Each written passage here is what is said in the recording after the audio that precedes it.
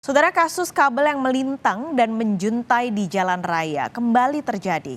Di Jalan KS Tubun Palmerah, Jakarta Barat, 2 kabel yang melintang putus akibat tersangkut truk. Sejumlah pengendara motor nyaris jadi korban lantaran tersangkut kabel putus.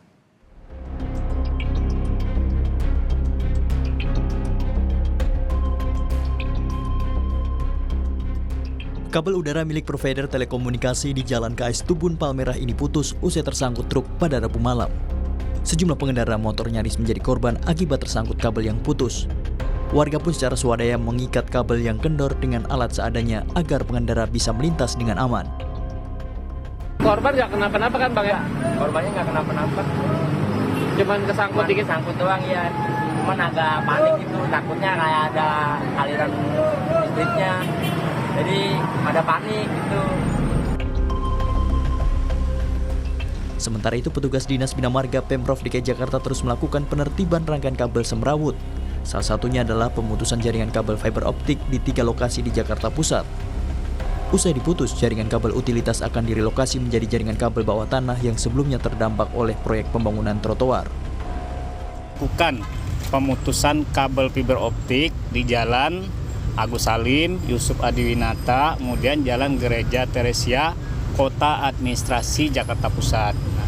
Pemutusan kabel hari ini, kabel fiber optik hari ini dilakukan dalam rangka relokasi jaringan utilitas atau pemindahan kabel udara menjadi kabel bawah tanah. Kasus semrawutnya penataan kabel fiber di Jakarta yang menelan korban di Jakarta beberapa waktu terakhir menjadi sorotan. Sultan Al-Fatih, seorang mahasiswa pengendara motor menjadi korban usai terjerat kabel optik menjuntai ke jalan. Akibatnya tulang tenggorokan dan saluran makan korban terluka hingga harus menjalani perawatan intensif.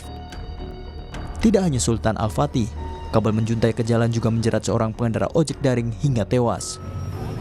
Masalah kabel fiber yang semrawut dan menimbulkan korban nyawa tidak bisa dianggap remeh.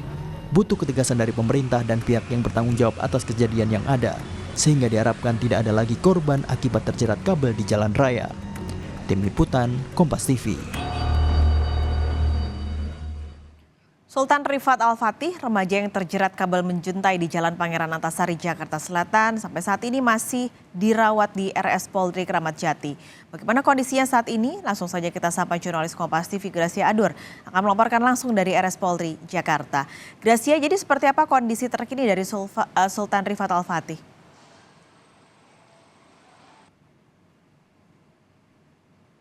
Terima dari tim kuasa hukum keluarga yang betul Hena tadi melalui dialog di program Sapa Pagi tadi pagi mengatakan bahwa kondisi dari Sultan Rifat ini sudah mulai membaik, ada kenaikan berat badan yaitu 2 kg saudara.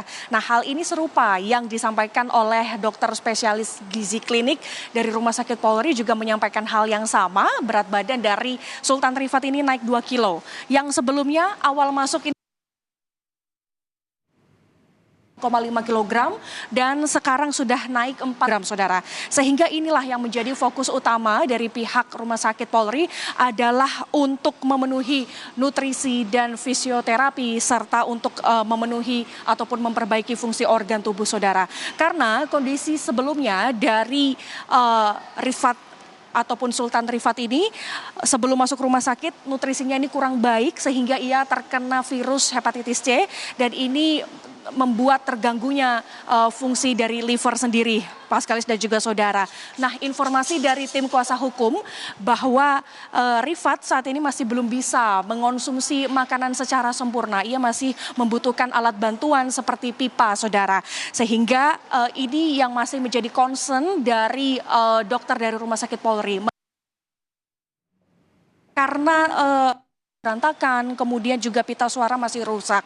Nah untuk kedepannya maka pihak dari dokter Rumah Sakit Polri ini akan terus melakukan konsultasi kepada pihak Rumah Sakit Fatmawati dan juga RSCM yang kemudian langkah selanjutnya adalah untuk memperbaiki fungsi pencernaan dan juga pernafasan, Pak Salis. Gracia, terakhir juga keluarga korban mau melaporkan perusahaan pemilik kabel optik ke Polda Metro Jaya. Bagaimana proses hukumnya sejauh ini? Informasi yang diperoleh dari Kabid Humas Polda Metro Jaya mengatakan bahwa saat ini tim dari penyidik di Treskrimum Polda Metro Jaya masih menyelidiki laporan yang masuk dari pihak keluarga ke Polda Metro Jaya terkait dugaan kelalaian yang dilakukan oleh perusahaan Bali Tower, Paskalis. Nah, dalam isi laporan ini disampaikan bahwa diduga bahwa Bali Tower ini melanggar pasal 360 Undang-Undang Nomor 1 Tahun 1946 tentang KUHP, Saudara.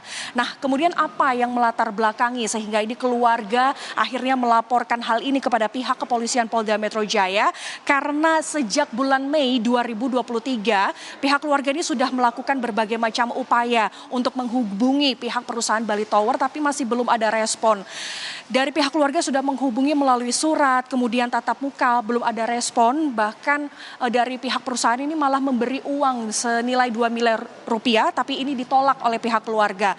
Keluarga hanya mau bentuk pertanggungjawaban dari pihak perusahaan Bali Tower, Saudara, sehingga inilah langkah serius dari pihak keluarga sehingga pada hari Rabu kemarin mereka melayangkan laporan ke tim penyidik dari Polda Metro Jaya, Saudara.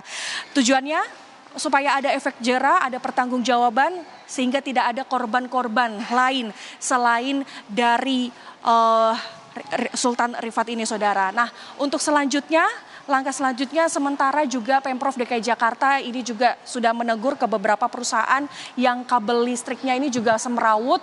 Kalaupun tidak ada usaha perbaikan, maka kabel ini akan dipotong. Dan ini juga sudah ada beberapa perusahaan yang kabelnya dipotong karena takut ada korban selanjutnya. Nah, maka dari itu Paskalis dan juga saudara, kita akan menunggu bersama bagaimana proses penyidikan dari kasus ini sehingga semoga ada titik terang terkait hal ini, Paskalis. Gracia Adur, terima kasih melaporkan langsung dari RS Polri Jakarta.